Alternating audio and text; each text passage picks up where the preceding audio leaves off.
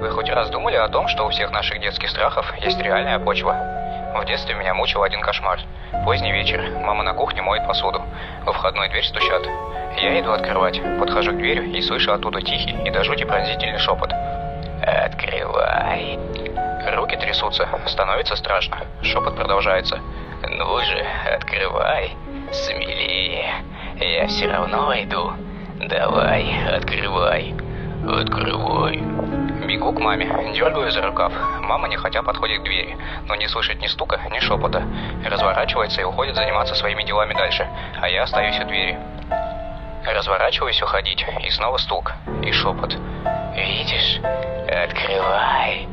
Открывай!» Убегаю в свою комнату, закрываюсь изнутри, сижу до темноты. Ночью просыпаюсь от тихого стука в окно.